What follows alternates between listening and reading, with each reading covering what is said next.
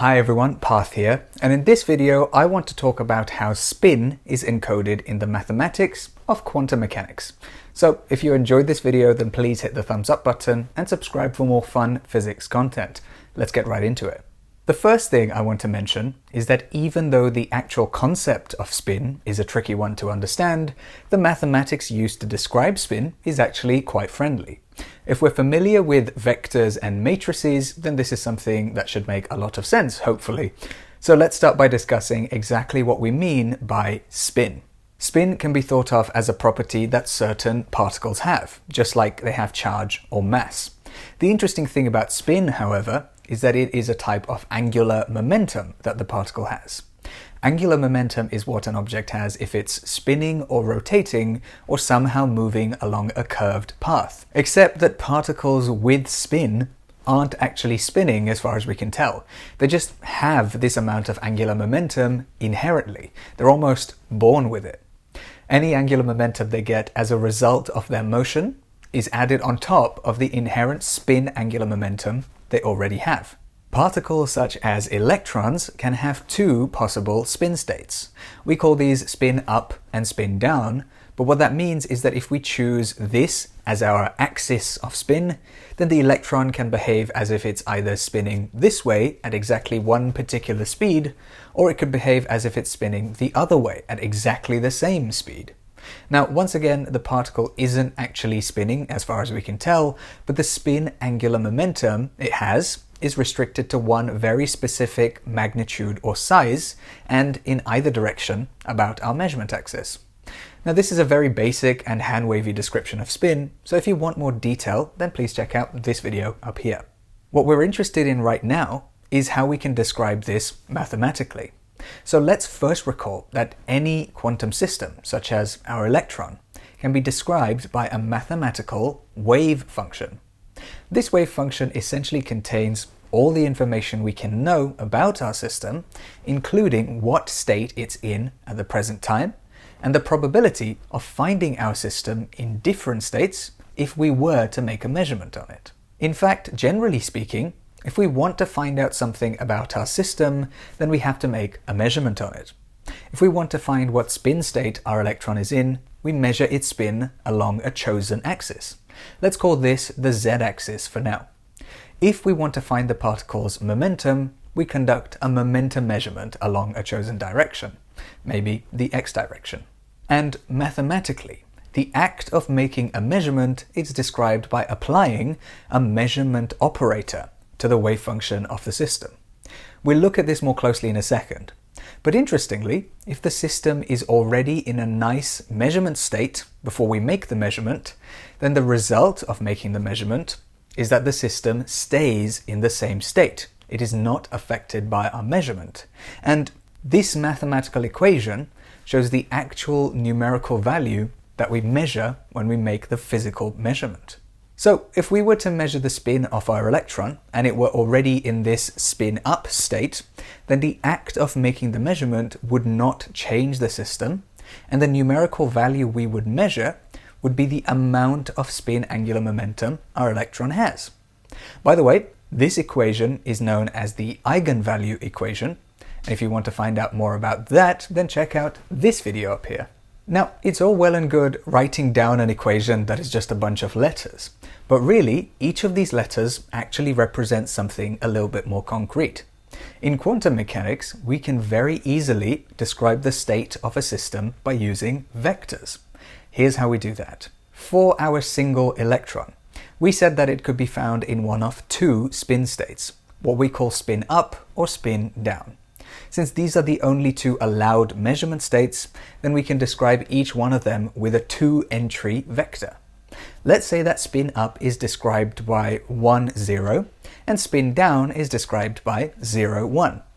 All this means is that an electron described by this vector is completely in the spin up state and not at all in the spin down state, and vice versa.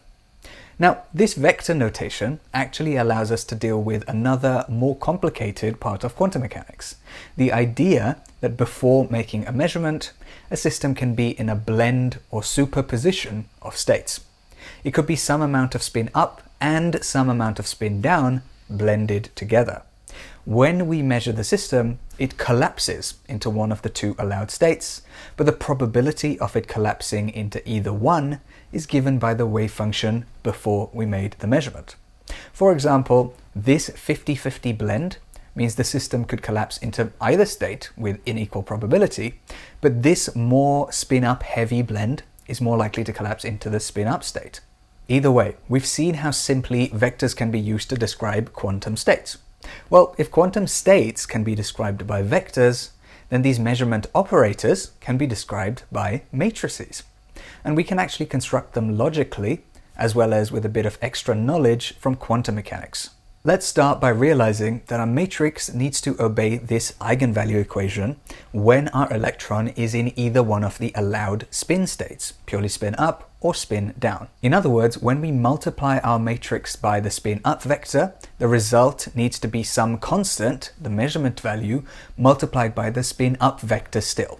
And the same with the spin down vector. Well, luckily or cleverly, we chose rather simple vectors to represent the spin up and spin down states. So our z direction spin measurement matrix just looks like this.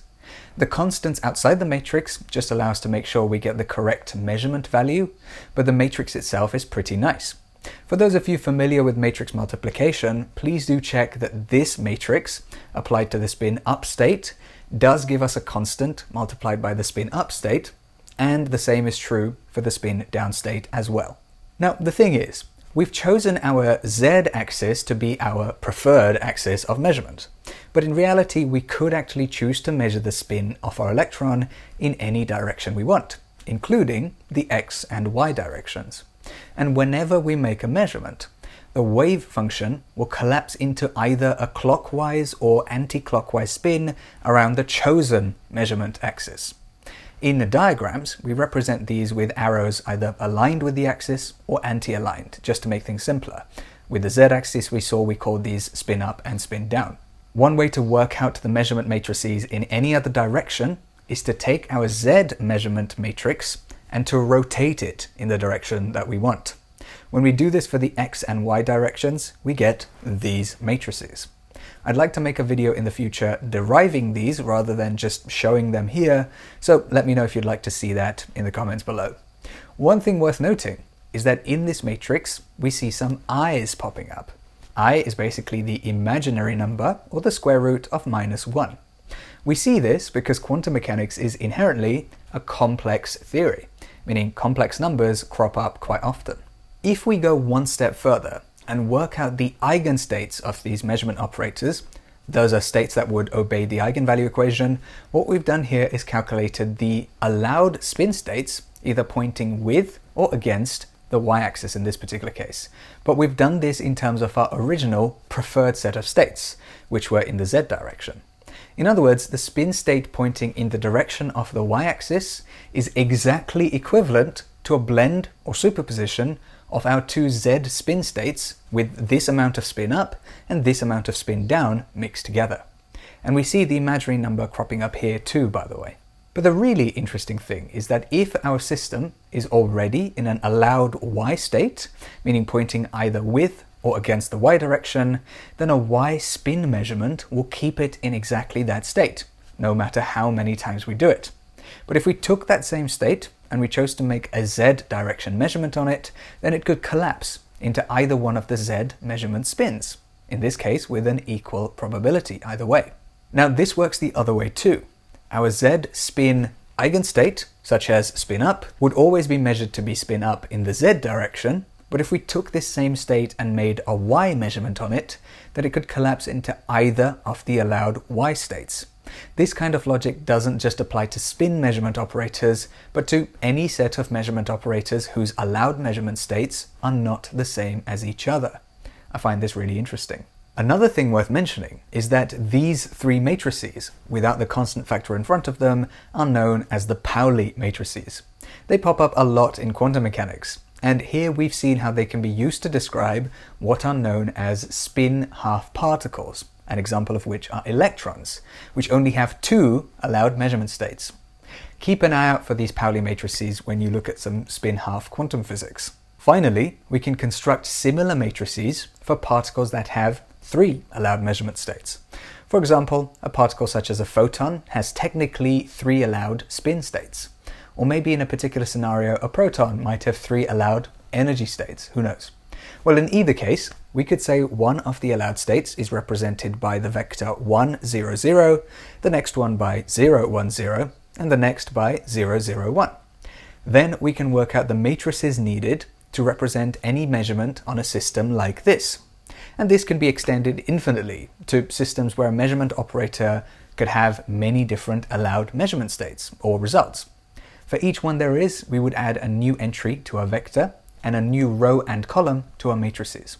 And with all of that being said, I'm going to finish up here. Thank you so much for watching. If you enjoyed the video, then please hit the thumbs up button and subscribe for more fun physics content. Check out my merch linked in the description below. It features a quantum dice design based on a famous quote from Albert Einstein.